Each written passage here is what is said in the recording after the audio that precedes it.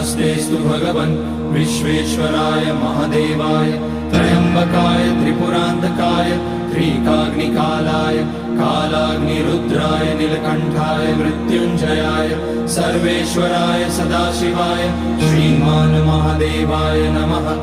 ॐ नमः शम्भवाय च मयोभवाय च नमः शङ्कराय च मयस्कराय च नमः शिवाय च शिवतराय च।